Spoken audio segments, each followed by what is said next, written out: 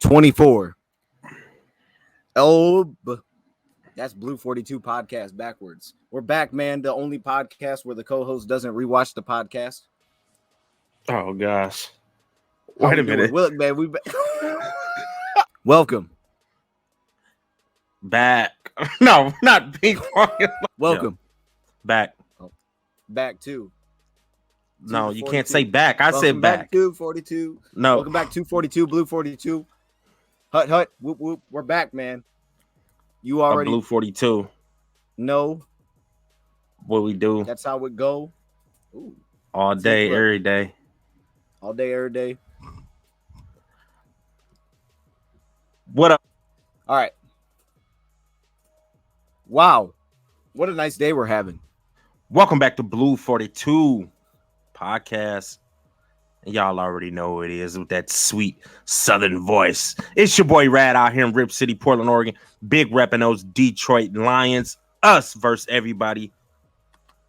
And I got the guy, young symbol, Mr. Mustachio, a.k.a. Mixed Stats.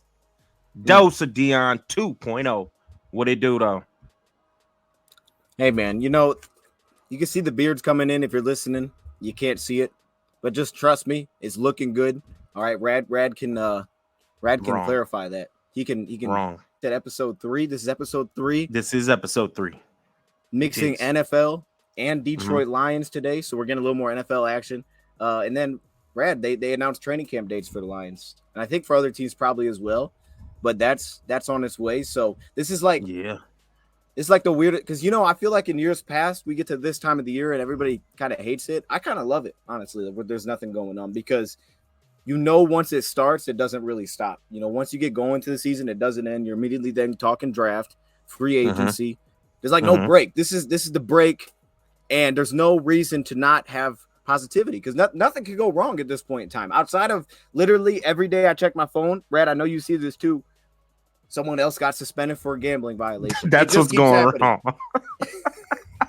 Demetrius Taylor is gone.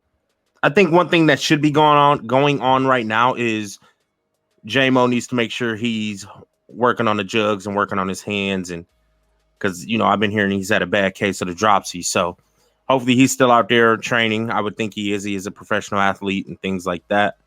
Maybe he need to go up to Cali and get with Goff a little bit, but I hope they still building some camaraderie and working on getting better and things like that, which I believe our team should be doing that. I was looking to see. I do have it. So the NFL.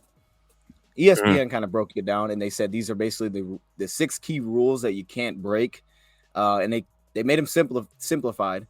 Number 1, don't bet on the NFL. Okay, that one seems kind of obvious. Number 2, don't gamble at your team facility, which is what a lot of our guys got hit with, while traveling for a road game or staying at a team hotel. 3, don't have someone bet for you.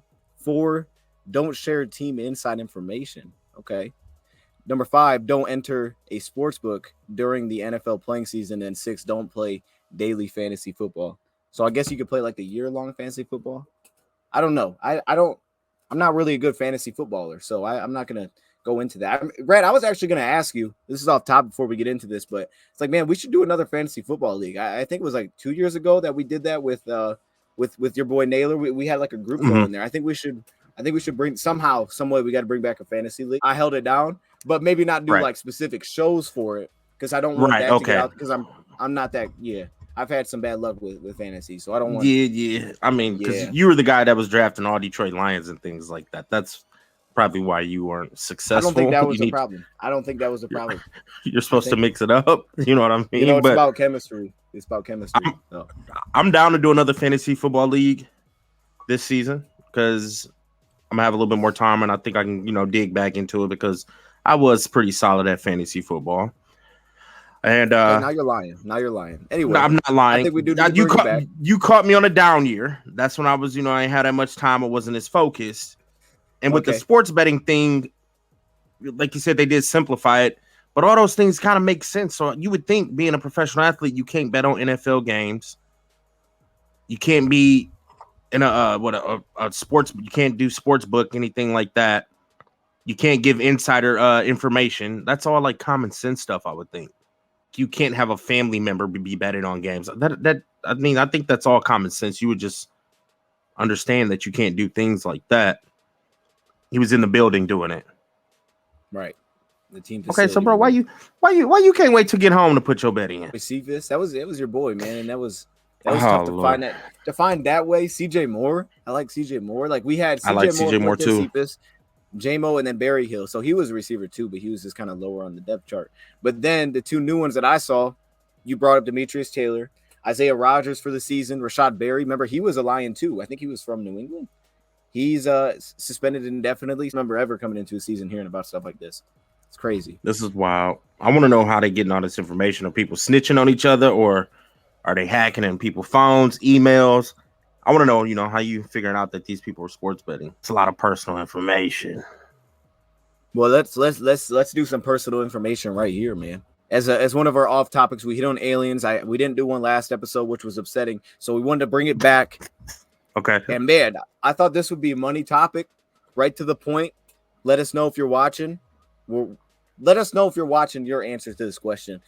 Give me the most overrated movie or TV show. If you got a couple, that's cool. We'll know movies that are pretty good because everybody watches, the movies that hit the box office, that have the money. So the movies that get a lot of money invested into it to get the big stage, and then they get up there and they're trash. That could be on this list, something like that. So okay, people like the movie. Maybe it's like worldwide, like, oh, that movie's pretty good, or like there's like a big group of people that love it. Maybe like your movie, Napoleon Dynamite. Maybe that's on here. I don't know. Give me the most overrated movie. Love it. Is that your choice? The most overrated movie, Napoleon Dynamite? No. I like Napoleon Dynamite. No. How dare you disrespect Napoleon? I'm just asking. Don't do question, that. You know what I mean? I'm just asking a question. Well, you got me to watch it. You got and me. It was funny. You have to watch it a couple times. It's not a one timer. You know what I'm saying? You got to get in there a couple times. You're gonna start picking up on stuff and just laughing, bro. It's a great movie. Okay, cool. It was a good movie. It was a cool movie. I liked it. It was funny. There was some funny moments. Yeah, it was funny. It was like, you know what? Hold up. I got a quick point, man. You know what I can't stand? And they don't do it in movies. Well, some movies might, but the TV shows with the laughter in the background, I can't stand it. Even if I like the TV show, it still drives me nuts. I hate it, man. I hate it, man. Because I'm fake laughter. The best TV shows, like if you like the best TV shows, don't have that.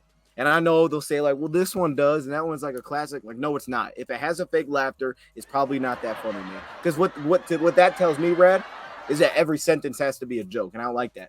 Like not every sentence has to be funny. You're trying to punch me with these little ones every time. You know what I'm saying? I don't need that. It needs some setup.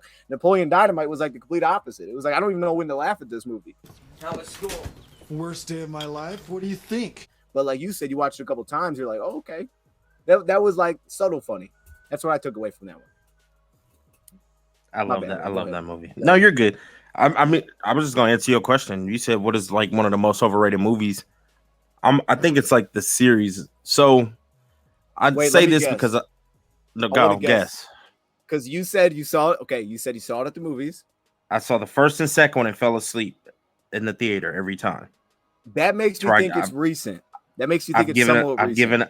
I've given up on these movies. I'm taking a swing. I'm saying it's John Wick. No, I love John Wicks. Okay. Love John Wicks. It's actually the Transformers. Oh. I fell asleep. I fell asleep on the first two, and I haven't been back since to watch any Transformer. I won't even watch it at home on TV. I've given up on the Transformers.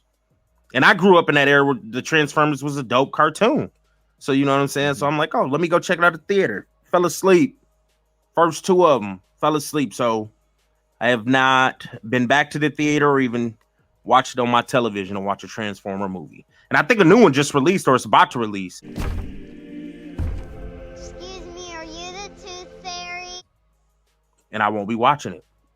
So that's my most overrated movie. That's actually not bad. So that was a while ago then. You said you went to the first one? Yeah. A while ago. It was. What year was that? Fell asleep. I don't know. I just know I did not enjoy it. So, but I was like, I'm going to go give it another try. Let me check out the second one. Fell asleep, snoring. I'm done with these. This is it. That's tough. I've had enough.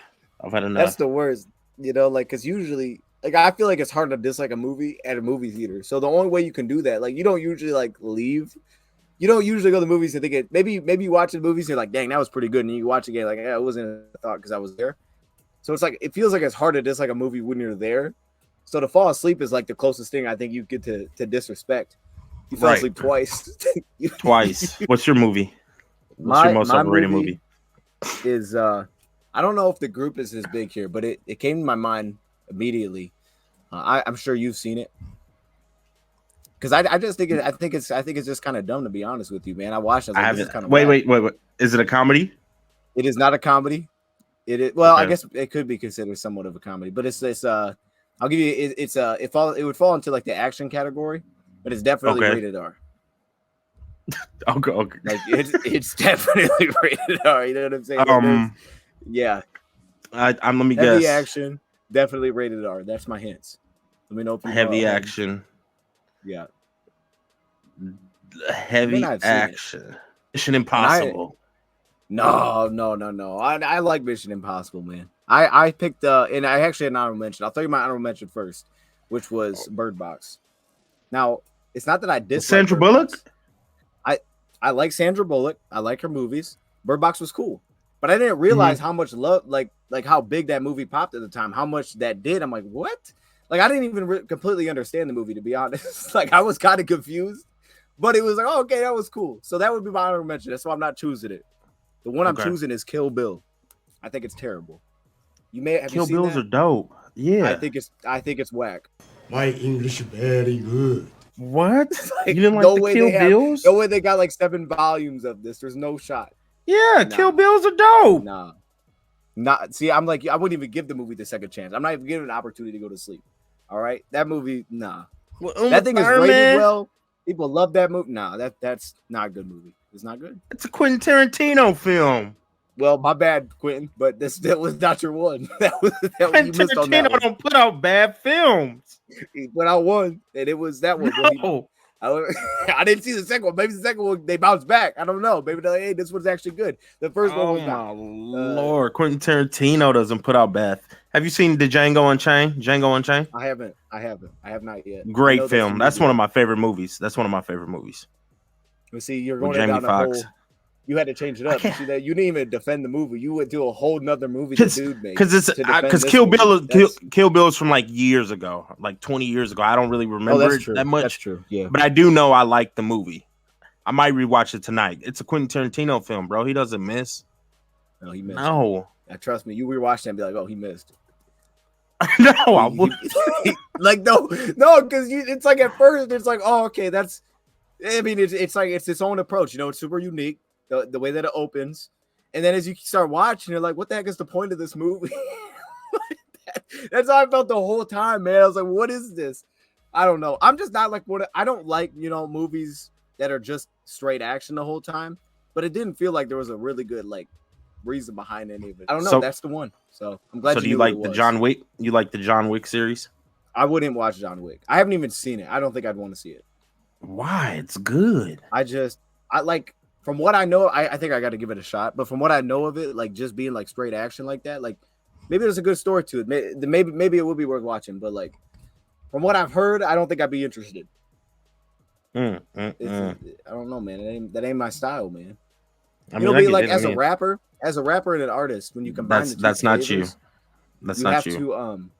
You have to look at that's not you from a deportative statement.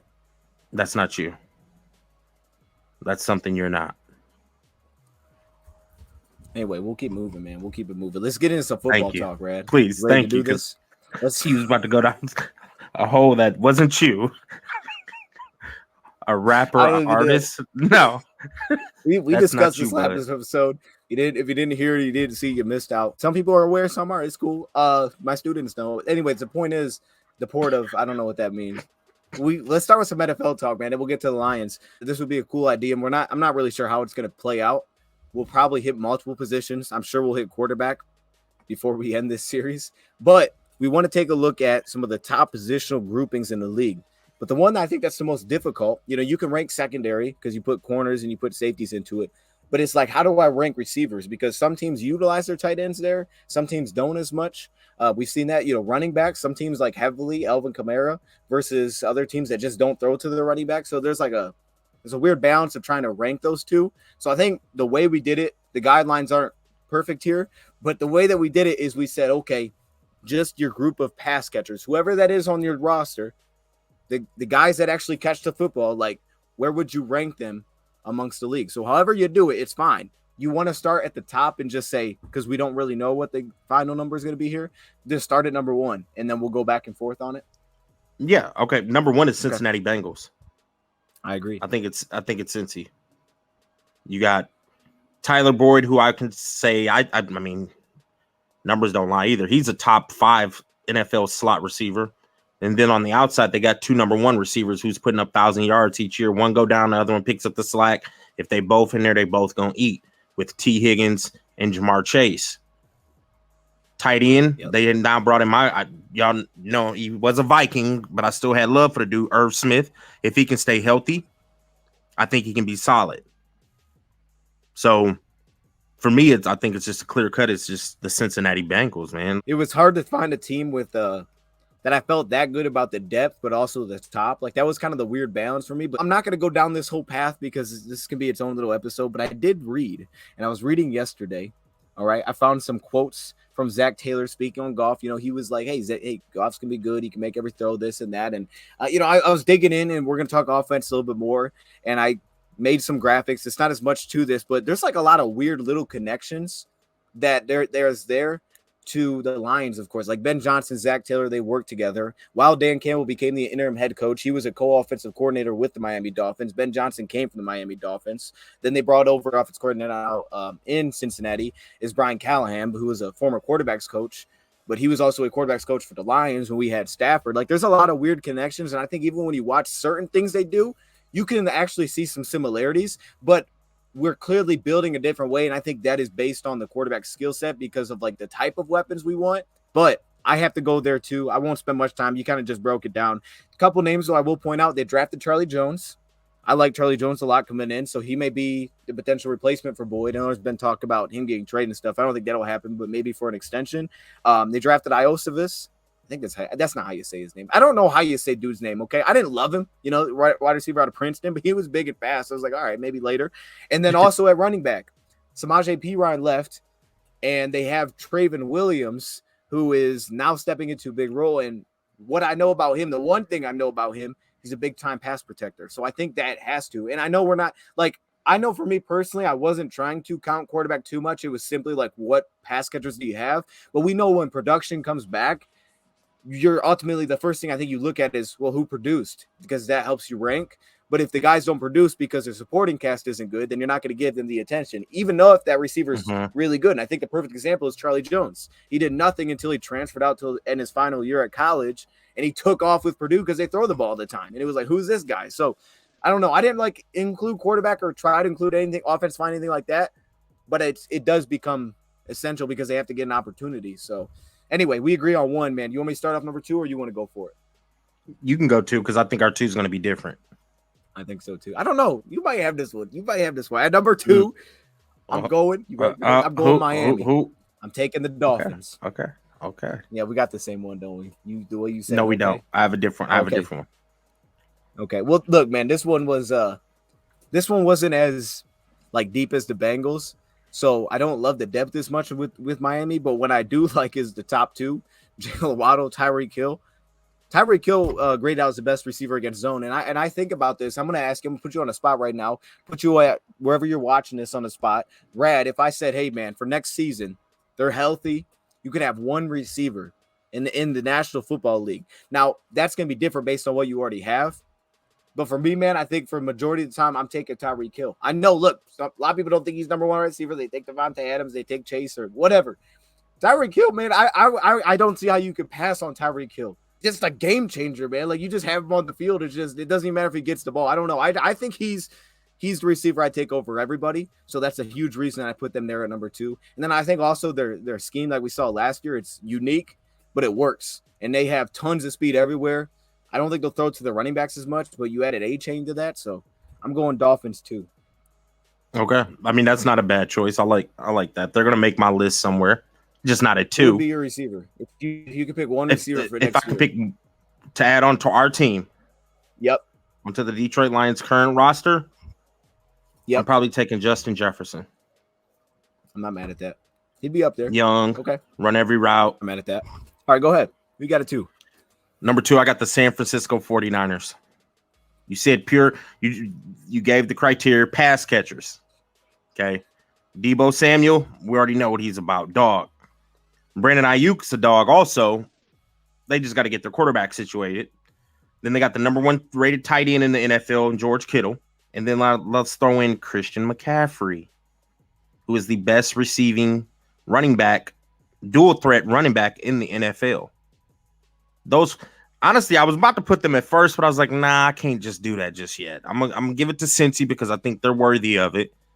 But number 2, I got to put the San Francisco 49ers. I just named 4 top-tier pass catchers. I think they had to leapfrog the Miami Dolphins. I get what you're saying with the Miami Dolphins with those two burners. The Dolphins got 2 burners in Waddle and Hill. But as far as just like a pure core, because that's what we're going off of, just all pass catchers, those 4 right there, that's a little squad. You're not gonna like my list. I'm not gonna say where I got San Fran, but let's continue. We'll see. It was as a whole. We went as a whole. Yeah, we did. And Christian McCaffrey was on my list. That little sweetener. I had to put them in there. Now I'm gonna bounce and just go to my 3 real quick. My number 3 was the Miami Dolphins. That duo they have is fierce. And at one point in the NFL, they was leading the league in receiving yards. I mean, they're both 2 burners. Everybody know what Tyreek Hill is, and Waddle's coming into his own. The second best receiver out of that class behind Amon-Ra St. Brown. So I had to throw that in there. You know, I have to throw St. Brown in there, baby. I'm breaking it up, man. I'm breaking it up because we had the same teams in the first 3 spots, except for now. At number 3, I put the team that was in the Super Bowl that we should have beat week 1, man. I mean, look, I'm not even worried about this. They get to the Super Bowl, they get all the hype, but they're not that dope. We're gonna get them this year because we'll probably see them again in the playoffs. I got Philly at number 3. They got kind of like their big 3 too. Like you kind of named like a sort of a big 4, I think, with San Fran. They kind of got like a big 3 going on here.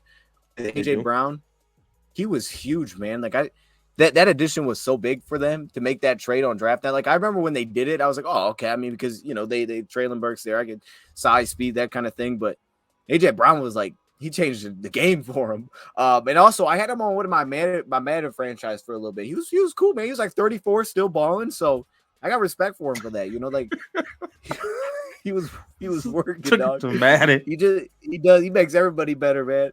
But no, so they got Devontae. We know that. I love Devontae coming out, and I think he's the perfect like opposite of Devontae for a guy that came out like 164 pounds. Like he's the perfect opposite. And then they got Dallas Goedert. You talked about a great tight end. There's a great tight end right there. Outside of that, definitely don't love it. Now, running back to what you just did, they added Swift. Again, I don't think he's an elite pass catcher, but they have Kenneth Gainwell too, which isn't bad. So I think you could get average there, solid there from those two if you ask him to help in the pass game. But then they also have Zaccheaus in there. They have Quez Watkins for more speed. And then they added Hazelwood in free agency. Like I don't love it beyond the top 3, but the top 3 are really good. So I'm going Philly. Now is your number 3 too? Yeah, going to swing it to 4. Okay. Number 4, I'm going Seattle.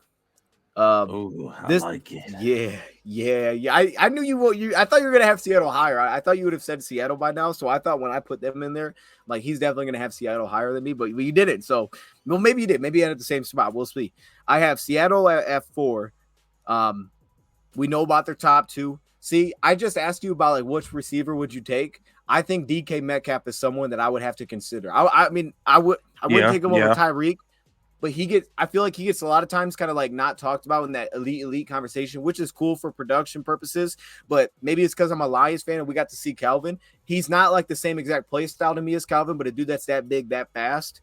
Like they're just not in the NFL. You just don't find dudes like that. He's just different. I like the way that he plays. So I'll go Seattle at 4. And then they added on top of that, the receiver out of Ohio State, your boy. You always love the Ohio State receivers. And it makes sense. They always seem to hit. So yeah, I mean, they always seem to work out. I really liked the offense they did last year. It was efficient. I think Geno had a highest completion percentage, and I think that just adds to it. So that's my 4. Okay? My number 4, it was your number 3. It was Philly Dilly. Like AJ Brown, top 5 receiver in NFL. I think Devontae Smith, to your point, like you said, I think they complement each other very well because he broke out and had over 1,300 yards last year in Devontae Smith. Dallas, is it Goddard? Yeah, one of the best receiving tight ends in the NFL. So So they do have a big three, and they did show statistically last year that they're a big three. I mean, obviously they went to the ship. So I had to put them in as my number 4 there. I like that 4. Now to adding Swift, I think Swift he's an above average receiving tailback. I don't think we gave him enough credit, but Swift, he can take a little check down and turn it into something. He can take a screen and turn it into something. Even though Swift's not a lion anymore, I'm not about to a lion. I'm not gonna sit here and dog. I mean, he just was injury prone. So if Swift can stay healthy, they're gonna have a nice another explosive offense because Swift is a good running back. It's just that it came down to health, and being that's your check down option for Jalen, I think that's a good option to have. So they're gonna slide in my number 4 there, and then swing it to 5. Yep. It's who you just touched. It was the Seattle Seahawks. Yeah. Like okay. I mean, you add my guy JSN to a receiving core. So Tyler Lockett and DK put up over 2,000 yards combined together. DK Metcalf is, I want to say he's a baby Megatron, but I mean, if you looking at the stature and speed, like, yeah, he's a baby Megatron, Calvin Johnson. Not saying he puts up those type of numbers, but he has to be respected, bro. He's 6'5", run a 4.3, jumps a 70-inch vertical. So he has to get respected. Tyler Lockett has had a solid career. He's continued to put up numbers every year. And now you have my guy JSN out of Ohio State. One of my favorite receivers coming out in this year's draft. They're gonna be all right. I got a couple honorable mentions. Let's roll through those here in a sec. I just want to at one point, I didn't bring him up. They had a Kenny McIntosh. I think it was like a round 7 pick. So I don't know if he's gonna make the team. But like if you're talking about like best just pass catching running backs, I think he's near the top in this year's draft. Like clean hands. Now he wasn't like twitchy or nothing. You know, he was kind of a tall runner, but he had clean hands. So back that efficiency, man. You just swing some passes out to that guy, he'll catch him. So at my 5, and then we'll go to honorable mentions here. I want to get like a kind of a shocker in there, sort of. It's not that crazy, but I think they earned the spot. I put Minnesota Vikings, but Vikings at 5. Yeah, see, look, I didn't want to do it because I was like, dang, I can't put the Vikings in here. But I feel like I think they upgraded. I think they upgraded from Thielen to Addison. So I know the questions are just naturally there because it's a rookie, but I think it's an upgrade. I think they got better. And then Justin Jefferson, you said you take him over any receiver. Now, especially if you're talking long term, like Justin Jefferson aligns everywhere.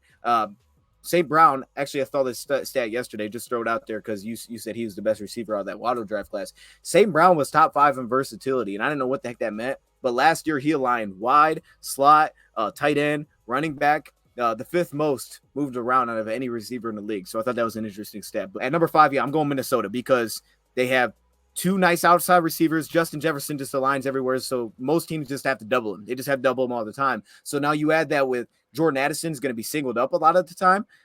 That's just going to be hard to deal with. And I think he's just going to be immediately better than what Adam Thielen was. And then also they have our boy TJ Hockenson over there, who I think is a good basket. Like he's not I don't love him as a route runner, but he does have pretty reliable hands. So yes, that adds to the mix. But beyond that, the depth, I got a lot of questions. They got Jalen Naylor over there. They got Jalen Rager. Like they got a lot of questions beyond those dudes. So if we go in depth, I got questions. But right there, I like that group. At it, but I gotta respect it. You know what I mean? Either. Yeah, I gotta respect it. I don't know if they swinging in at the top 5 though.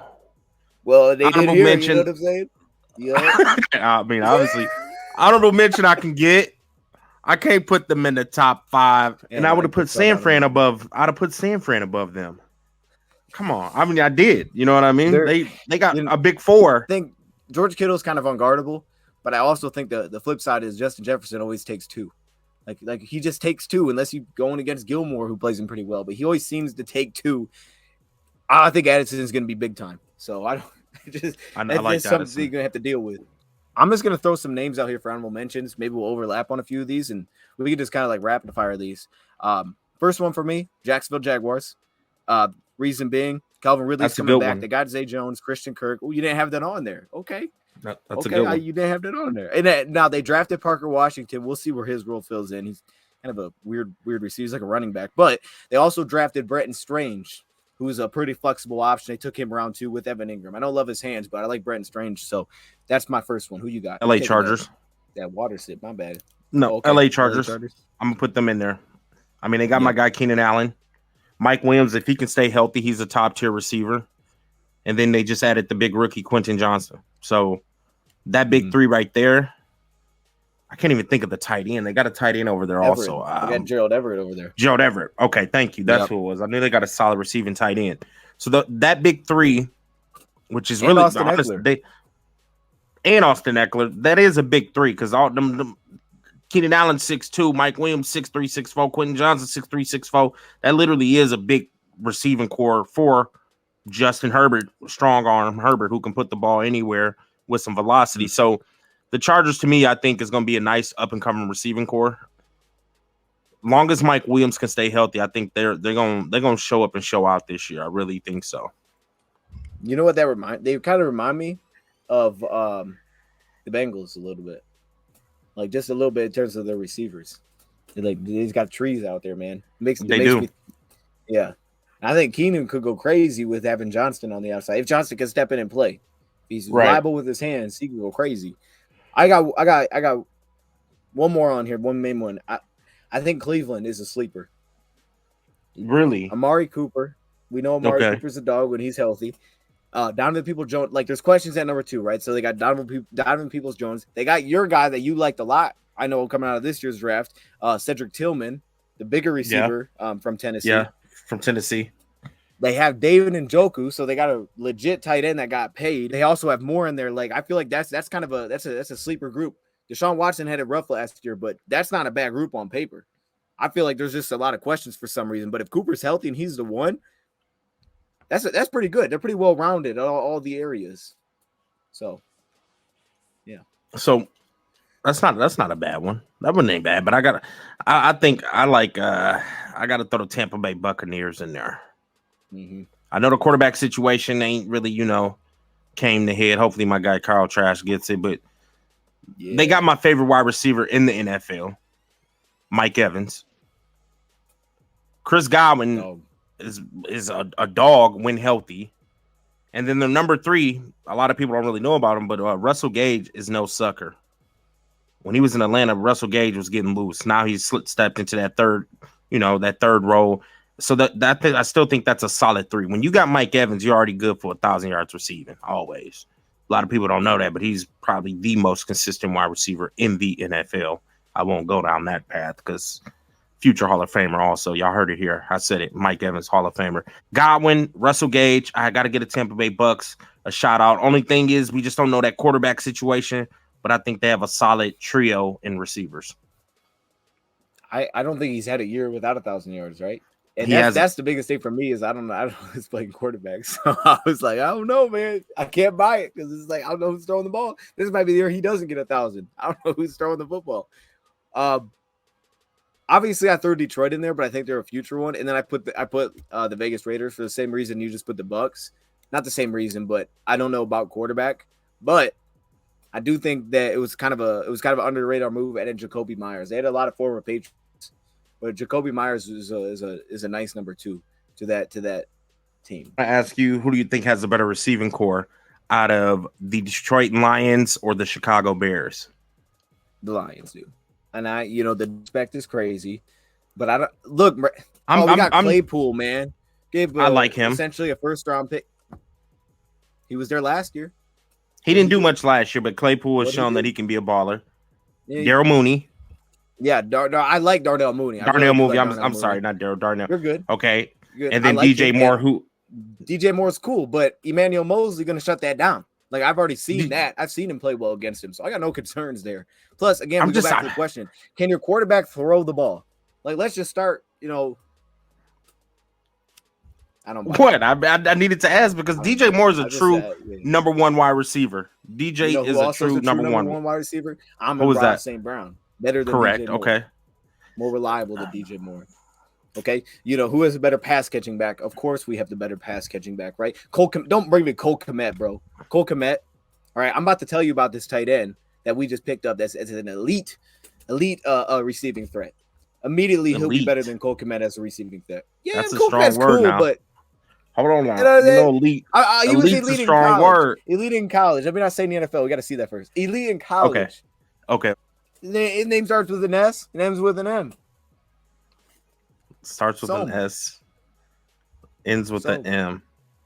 All right, let's transition into that. If you ready for this, man.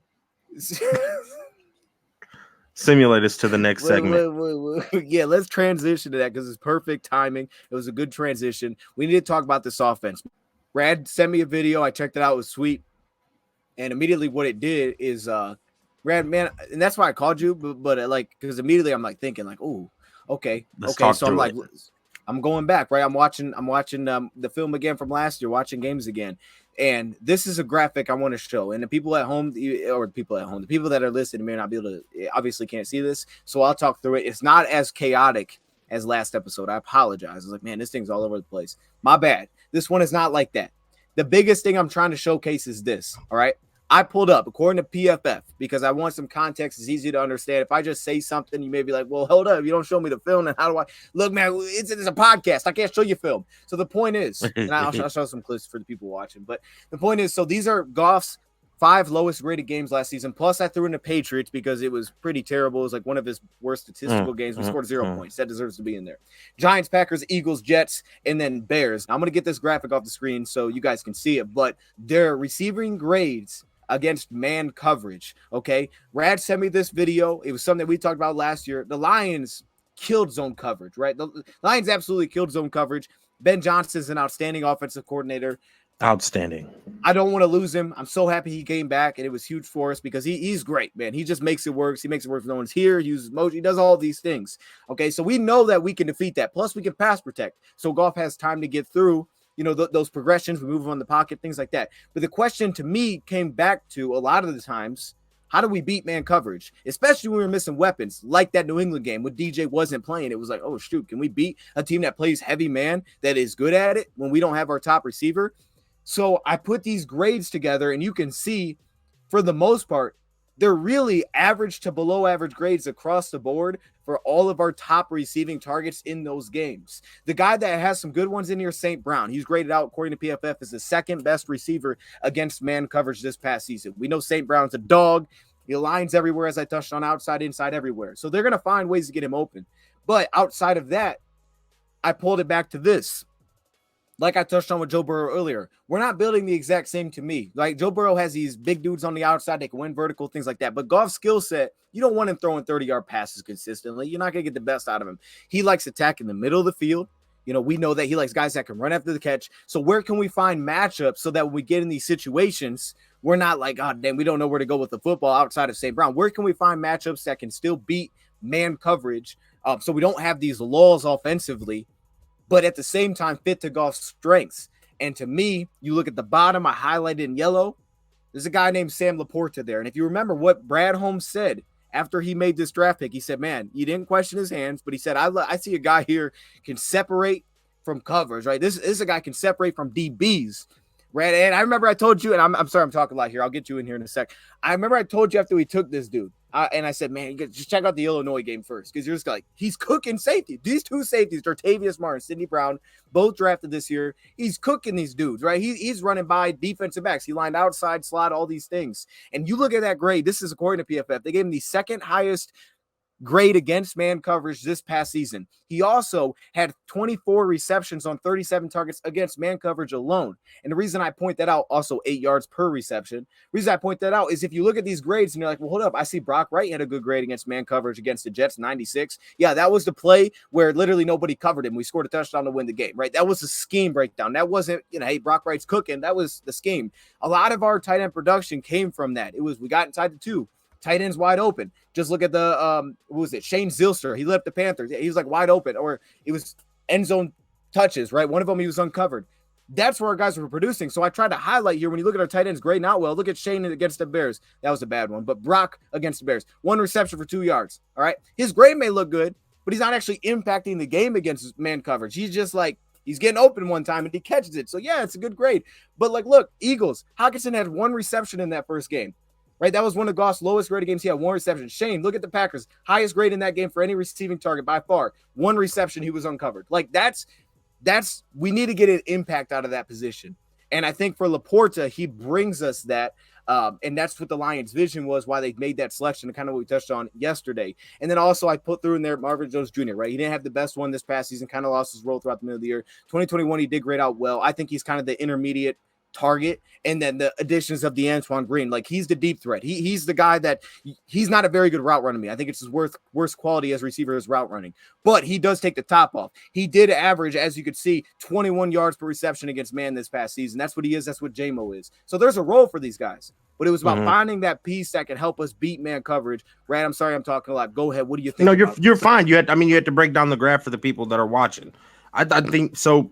To sum it up, did we just bring in man beaters? Pause. I think is that what we did? I mean, because LaPorta, to me, I think he does look a little bit more athletic than TJ Hawkinson. Not taking nothing away from Hawkinson. I think he's a good tight end. I think he was drafted a little too high, but from what I see, is LaPorta is going to be a man beater. Pause. He can get open on those when they're manning us up, and then also I think he's going to kill in the intermediate, short to intermediate. We already know about his run after the catch and things like that. Marvin Jones, I still think, can take the top off the defense. I'm not going to go off I'm not going to say he's not a deep threat anymore. I get what you're saying. You know, you think he's going to do the intermediate, but back to LaPorta, I think he's going to be huge for us. I think he's about to get. I don't want to just. I think he's going to have at least 800 yards receiving, man. Like, I didn't want to throw the 1,000 out there, but I think he could have. I truly do believe he could have 800 yards receiving. Wow. But from the tight end position, we led the league in touchdowns, but we didn't have the most athletic tight ends last year. Once TJ Hawkinson left, now we're dealing with Brock Wright, who, I mean, y'all see with Brock Wright. He's not nothing against Brock Wright, but I just don't think he's uber athletic. James Mitchell was coming off ACL. I think he's more athletic than Brock Wright, but he's not to the Sam LaPorta as far as like athleticism. I mean, you can go check his RAS grade and everything like that, and you can go look at the film. The kid can run routes. So adding LaPorta to this offense, I think, was just a huge addition. Ben Johnson, they know what they're doing. Holmes knows what he's doing, and I think he's going to have a really breakout year. I mean, George Kittle said he was the best tight end to come out in this year's draft. He said the kid's amazing. So I'm excited about what LaPorta is going to be for us. We implement Sam LaPorta, an athletic tight end who has good run after the catch. That can't do nothing but boost our offense. Yep. So I'm excited to see what's going on. And just a quick point, like I definitely think LaPorta is the key option here in terms of beating, because running backs don't usually get that matchup. Now Gibbs could be different because Gibbs did some work when he was split out in different positions, but he still did a lot of his receiving work from the backfield, a lot of those angle routes. But if you're working from the slot, you may get more man looks, and what teams play more zone now, anyways. So that's where a majority of this is going to go. Goff. Lions were great there, and that pulled it back to a lot of Ben Johnson this past season. Also, Goff was one of the best quarterbacks within a clean pocket, so we know that helps as well. But yeah, I mean, like LaPorta, Gibbs, those guys, they're going to cook on those routes. Like I'm going to give you, my breakout player here in the next segment in a second, but he kind of falls in that category too. And like you said, LaPorta is perfect for that. Like his run after catches, we thought the best in the class, right? So yeah. So I'm like, it's trying to find, to me. Because even Hawkinson, the reason I brought that up, I'll show some clips actually, but like, look at the stats here in the middle, Rad. Brock Wright, right? Great grade against man coverage. Dude had 8 receptions. He had 8 receptions again. Like he had 18 on the year. Like it's great, but that's not a matchup piece. That's not when it's like, I got a guy 1-on-1. I want to take that matchup. That's not what that is. Dude had 8 receptions. Right. That's not a matchup piece. I mean, Shane Gilster had 5 receptions against man coverage. These aren't matchup pieces. I don't think the Lions wanted as much of, or not that they didn't want, but they didn't necessarily maybe need a guy that could cook on the outside consistently. Jamo's the deep threat. You have like roles for these guys, but for Goff's skill set where he attacks intermediate, short, those kind of things, the guys that are going to attack that part of the field the most, because we play so much inline or tight ends, maybe we'll play in the slot. The tight ends are running backs. Those are the guys that eat in those positions. So you kind of have to build up those spots. Brad, I want to play some clips. And we got the best in the class. Gibbs is about to work out. I don't think people truly understand what we got in Jahmyr Gibbs. Like, he was the best dual threat. He's a burner. I mean, just as a Lions fan, people think back when we were dropping that ball off to Swift. Swift will get us some yards. Nothing against Swift, but think about dropping the ball off to Jahmyr Gibbs. That could be a touchdown instantly. That kid's got breakaway speed. He has better hands than Swift.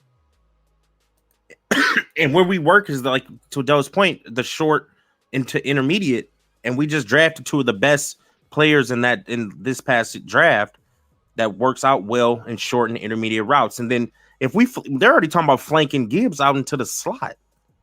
Yeah, he's gonna eat a safety. They better not even roll a linebacker out there.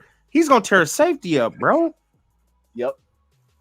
This little formation right here gonna be Gibbs and David Montgomery. And people ain't giving David Montgomery. David Montgomery got hands too. Tell him, Brad. That's another addition. Like people, David Montgomery, I think is a upgrade from Jamal Williams. I'm sorry, y'all can call me crazy because I know Williams had a good year, but I feel like David Montgomery could have did that same thing, but plus a little bit more. He's more athletic. He's quicker. His jump cut is through the roof, and he has hands. And his yards after contact is stupendous. So now you give him our offensive line. David Montgomery's about to work out. Gibbs is about to work out in the passing and rushing attack. And then we just added probably one of the most athletic tight ends in the draft. Go ahead, show the clip, man. I'm gonna quit rambling. Well, we know we had a top 10 offense last year, but then we added more juice to it. That's the word, really. We just added more juice. That's the thing I think, like with J-Mo and Chark, right? Like J-Mo's supposed to replace Chark, hopefully be that matchup piece on the outside. But like you said, man, it's juice to the positions that specifically, like the fact that Goff throws the types of routes that he does, some breaking routes, you're not getting that. You're not getting guys that you could separate from tight end. Like I look at it as, like you said, we had a top offense last season, but there's still lulls in there. Like we did score 0 against New England. That happened. So why did that happen, right? I mean, DJ was a big part. We didn't have DJ. Okay. But things like that still happen. And I think Marvin will help replace DJ because, I think he's a better route runner, one. But I think, two, he's better in contested situations. So I think they'll kind of offset each other there. That's the goal. And that's why I think you bring in Green, because him and this player I'm going to talk about. Anyways, we'll get to that. Point is, though, right, I want to show you a couple clips, man, and I want you to tell me what you see on some of these too. Some of it is, point out some of what Ben Johnson did. I just threw this clip in here quick because I saw Lions use against a couple teams, like the split back kind of look, but they would, if a team that was playing a lot of man, they bring them out with that pre-snap motion. So I brought that one up.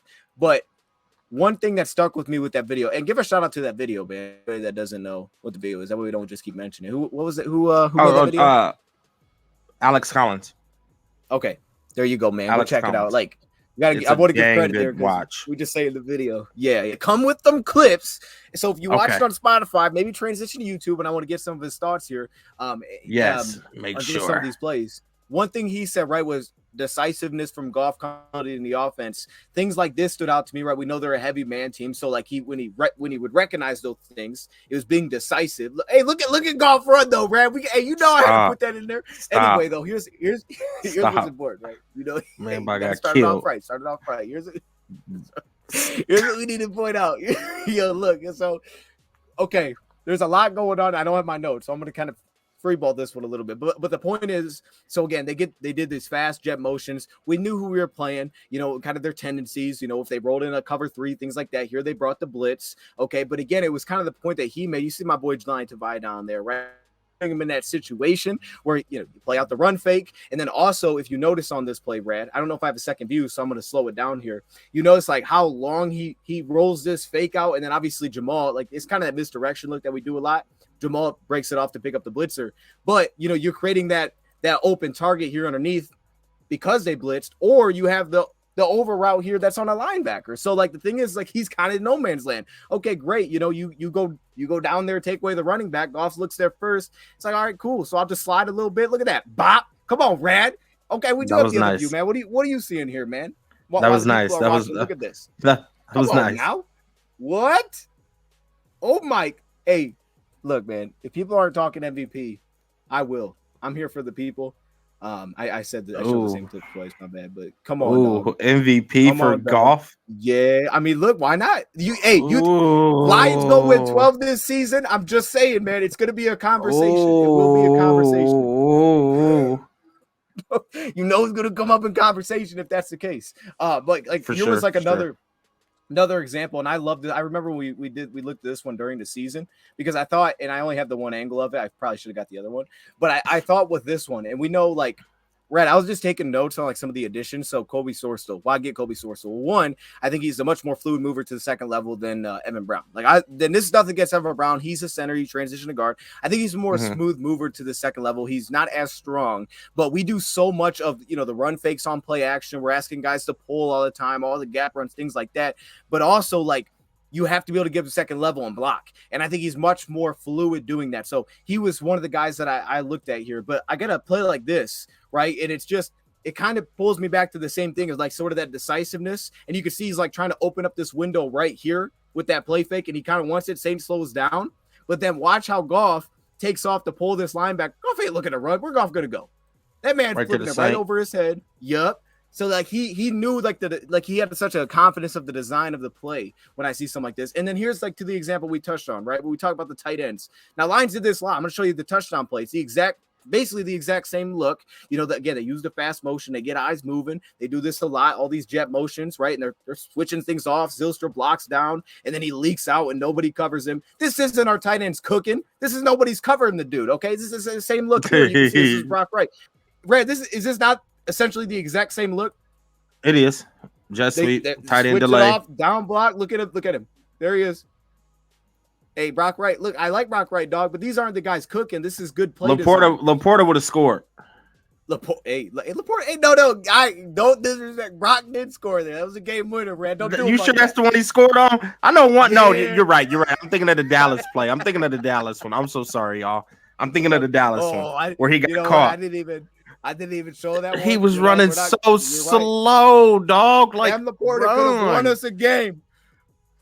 Oh my gosh! Go ahead, man. I'm sorry. No, but this is my the way that we are utilizing tight ends. I unfortunately was digging. I was trying to find how many certain personnel packages we used at what rate. But I thought a lot of the 3 tight end, the 2 tight end usage, and then I think he even pointed this out a little bit in that video. But just things like this, we do it with St. Brown. You'll see a lot of these like weird pre-snap motions, and then we have guys communicating. You see Sauce with the linebacker here. So then when he comes through, Sauce is like, okay, he's going up. Okay, I'm gonna take that. Now look, when Goff boots out on this play, now no one's covering James Mitchell. Like it's almost like they create these matchups issues with teams that especially that like to play zone, and then you get kind of that delay block to what you just hit on there, Rad. And then it's like, well, shoot, I was dropping back because I didn't think that guy was going to take off, and we switched it. It's like, correct. They're doing things like that. But then again, like even this one, okay, we're back to a zone look against it's another tight end pass. Now, look, he hit the wrong tight end. I'm gonna be honest, but again, you can see the confusion that they create. You can see the guy run free. Okay, look, they played a lot of that, like cover 3 look, things like that. So you can see the confusion that they create at the top of the screen here. They're like, who's deep? I'm dropping deep. Oh no, the tight end's wide open. But the point is, there's still confusion, and he was able to hit his tight end open. So I have no concerns about that. What the Lions, to me, needed was a guy that's like, hey, forget that. They're going to match you straight up. Can you win that battle? The Lions need another guy that could do that. And like, even this play, he doesn't even get this pass off. Now, this one, like, these things can be covered up. Like, that's the point. Like, if you communicate really well, you're flying around, like, you can cover these things up, even when you don't expect it. Again, you kind of have that delay from the tight end, but the guy dives down on it, takes it away. He wanted to check it down. So you can cover it up. It's just difficult. This is a great one. Red, I want you to watch this, because we're about done with these clips. And I just want you to see this, and you tell me what you see. I think this is like one of the most creative plays I haven't seen anybody bring it. I've never brought it up. So I want to show this one.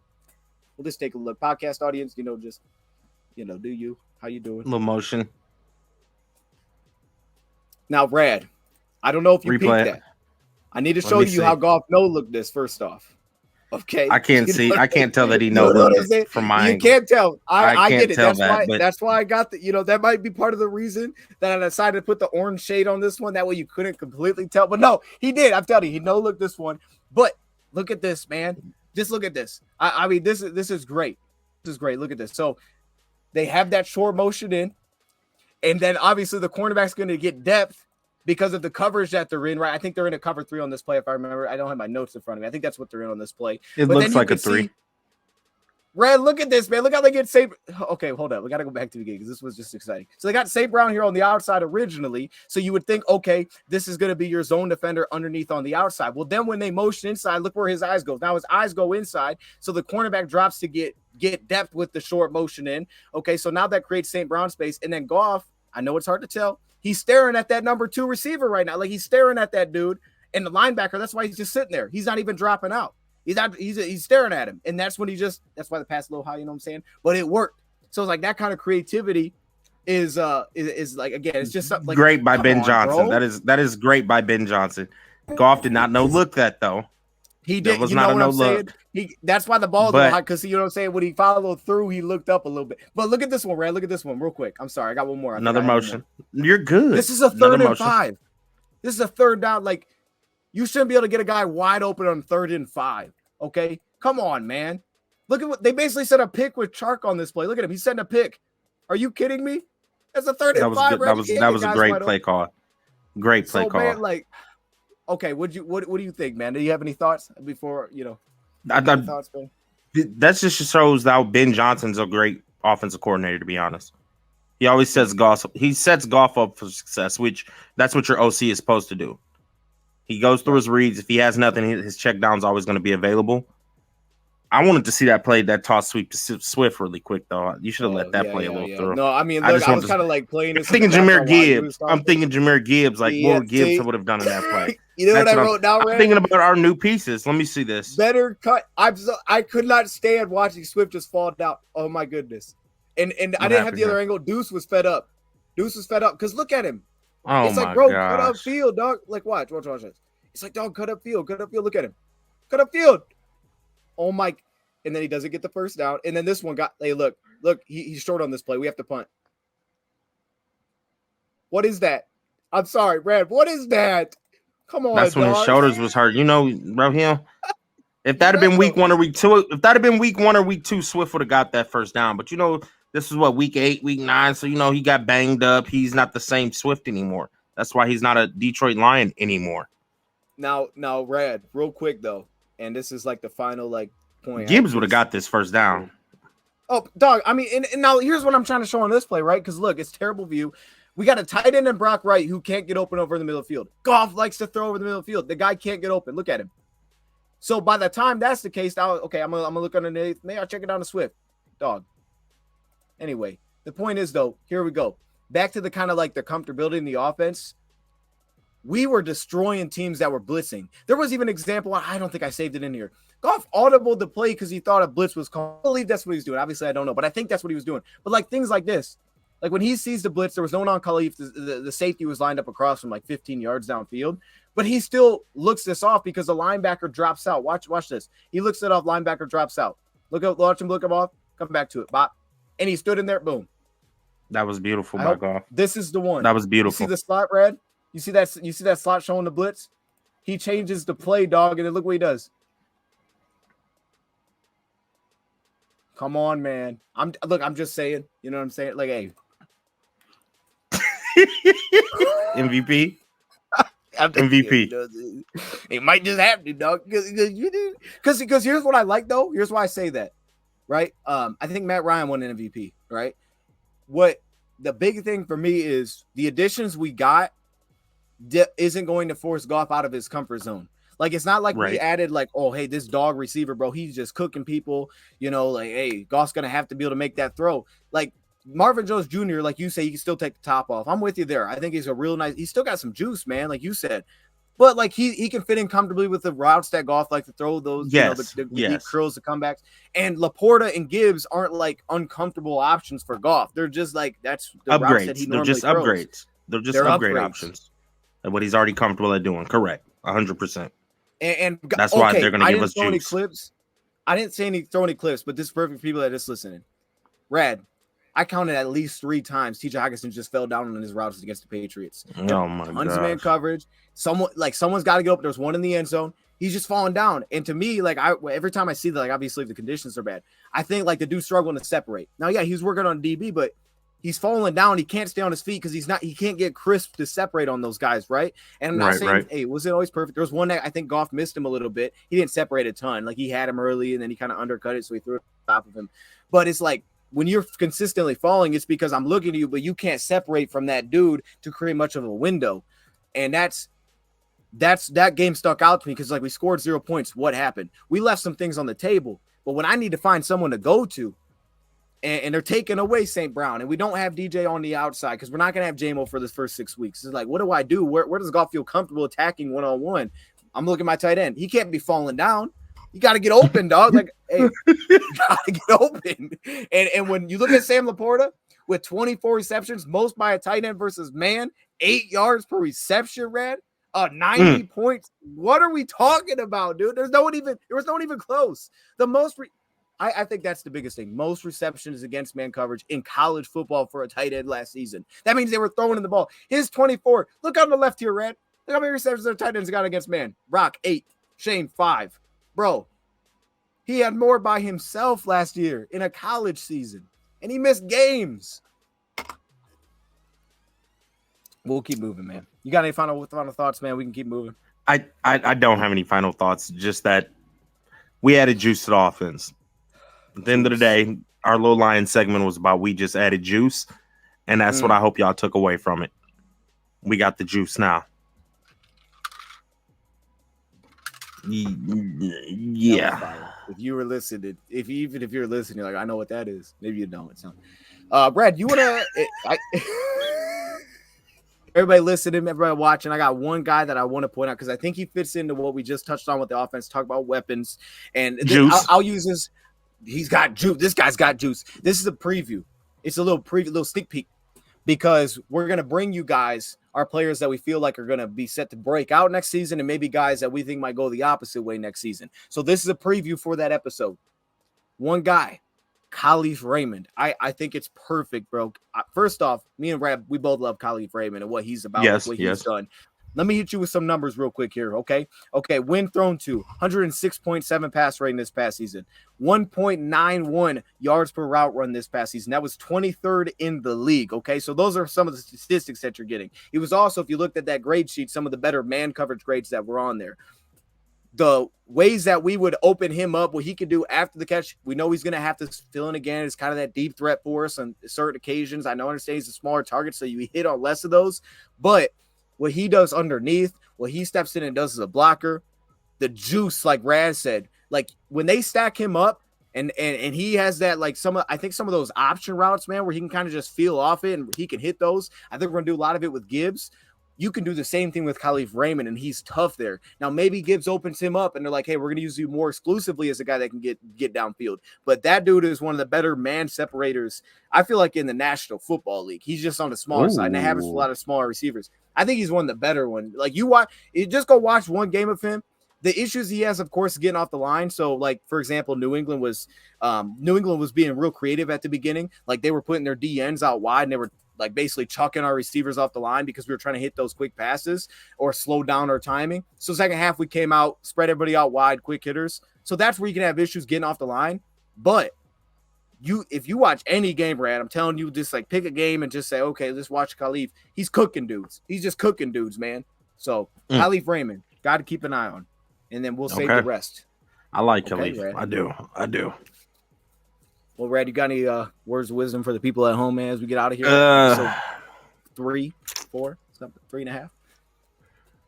Make sure you drink your juice. I don't care if it's orange juice, apple juice, or cranberry juice. Drink some juice, dang it.